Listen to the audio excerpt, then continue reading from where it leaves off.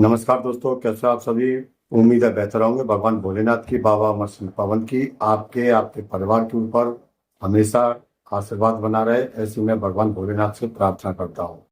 दोस्तों, सिद्धि शुरू करने जा रहे हैं। हमारे काफी सारे साधक सिद्धि शुरू करते हैं या वो सिद्धि कर भी रहे हैं, लेकिन उनको कोई एहसास ही नहीं हो रहा। उनको 5-5, 6-6 साल हो गई है और उनको पता ही नहीं चल रहा है कि मेरी सिद्धि सफल होगी भी या नहीं होगी, या उनको जो लक्षण है वो लक्षण ही पता नहीं चल पा रहे हैं। और ऐसे में उनका विश्वास उस सिद्धि से, उन भगवान से, उन मंत्रों से हटने लगता है। तो मैं ऐसे ही कुछ लक्षण आपको बताने जा रहा हूं, और उन लक्षणों को देखते हुए आप अपनी सिद्धि को, यदि आप कर रहे हो, बीच में आपके साथ ये लक्षण हो रहे हैं, तो आप इनको बिल्कुल भी मत छोड़ना। और यदि नई नई साधना शुरू करना चाहते हो तो वीडियो आपके लिए अत्यंत ही महत्वपूर्ण है। इसलिए दोस्तों, वीडियो पूरा ही देखिए। वीडियो पसंद आए तो वीडियो को लाइक करके, चैनल पर नए हो तो चैनल को सब्सक्राइब करके घंटी वाला बटन जरूर दबा दें। दोस्तों, जब हम साधना शुरू करने जाते हैं तो हमें एहसास ही नहीं होता कि हमारी साधना सफल हो रही है या नहीं हो रही, होगी भी तो कैसे होगी। तो देखिए दोस्तों, सबसे पहले तो मैं आपको बता दूं कि साधना हमारी 3 प्रकार की होती है। सबसे पहली साधना जो हमारे पूर्व जन्म में हमारे साथ चली आई थी, हमने पूर्व जन्म में कोई साधना की थी और वो साधना हमारे साथ इस जन्म में भी आई है। या हमारे कोई दादा, काका या कोई पूर्वज जो बहुत अच्छे सेवक रहे होंगे और हमारे कर्मों से वो प्रसन्न है और वो हमको अपनी शक्ति ट्रांसफर करना चाहते हैं। तो एक वो सिद्धि होगी। एक सिद्धि वो है जिसको कि हम अपने आप ही सिद्ध करते हैं। तीसरी सिद्धि वो हो गई जिसको हम किसी को गुरु बनाते हैं। गुरु बनाने के बाद वो अपनी शक्ति हमें ट्रांसफर करते हैं। तो दोस्तों, ये तो हो गए सिद्धियों के 3 प्रकार।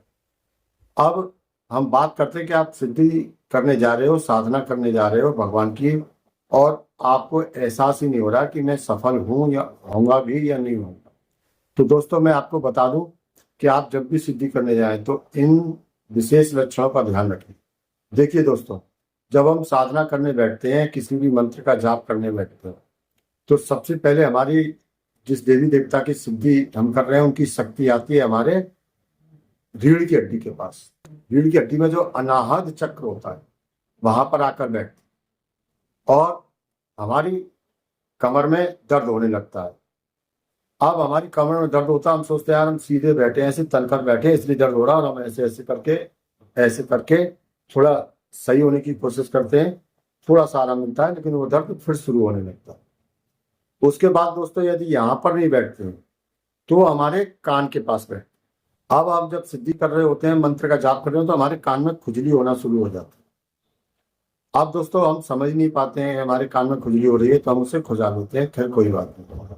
उसके बाद दोस्तों, जो सिद्धि आती है वो हमारे हाथों के ऊपर आकर बैठती है। अब हाथों के ऊपर इसलिए आकर बैठती है इतने हिस्से में, क्योंकि जब हम साधना कर रहे हो तो हमें बैठने का सही तरीका, आसन हमें पता ही नहीं होता है। हमें पता ही नहीं होता है कि हमें सिद्धि के लिए ऐसे करके बैठना है, ऐसे करके बैठना है, या ऐसे करके बैठना है। हमें किस प्रकार बैठना है। इस स्थिति में हमारे हाथ में हल्की सी कपकपाहट, वाइब्रेशन शुरू हो जाता है। अब दोस्तों देखिए, जब हम सिद्धि कर रहे होते हैं तो हमें कुछ संकेत भी मिलने शुरू हो जाते हैं। अब जब हमें संकेत मिलते हैं, जैसे कि रात को हम भोलेनाथ की सिद्धि कर रहे हैं तो रात को हमें सांप दिखाई देने लगे, या हम पर्वत पर घूम रहे हैं।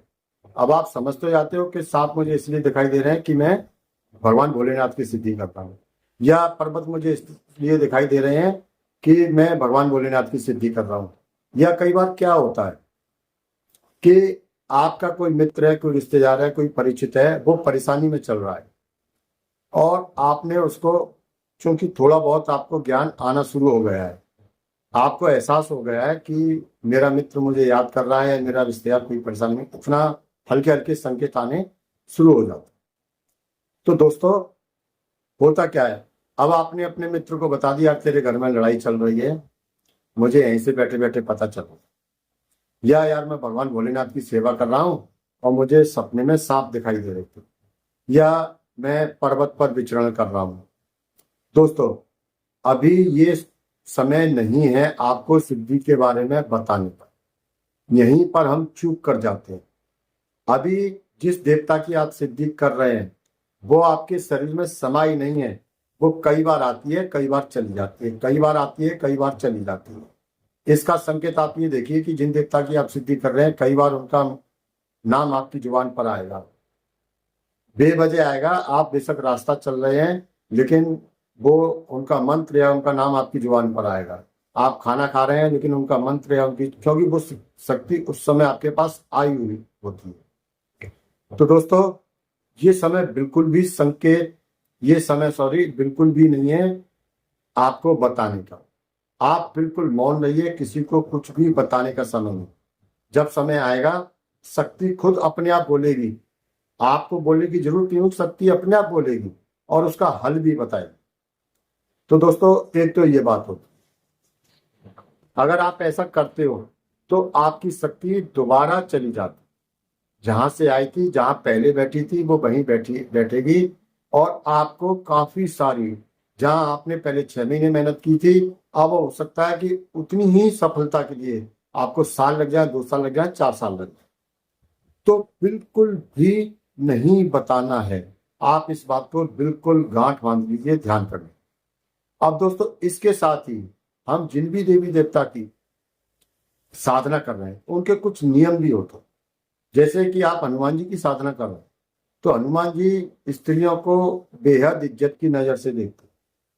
अब आप हनुमान जी की साधना कर रहे हैं लेकिन स्त्रियों को गलत निगाह रख रहे हैं। उनके सामने कोई स्त्री आई, खूबसूरत स्त्री आई, तो आप उसके, आपके मन में उसके बारे में गलत विचार आ गए।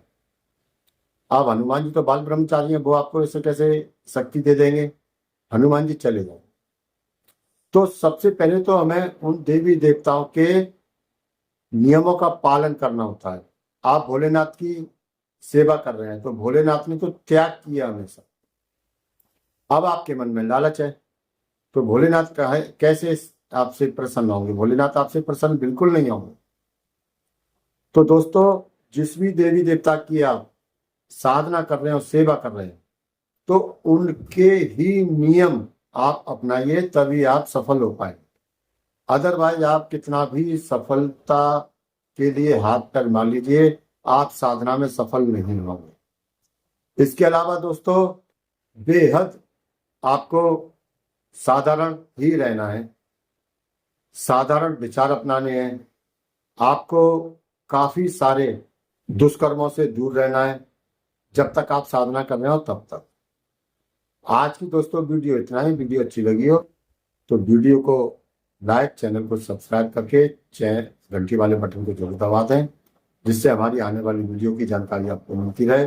नए नए साधकों के लिए मेरी और भी वीडियो है और काफी सारी वीडियो है, आप उनको देखिए। मिलते हैं बाकी वीडियो है, तब तक के लिए जय भगवान भोलेनाथ की, जय बाबा अमर सिंह।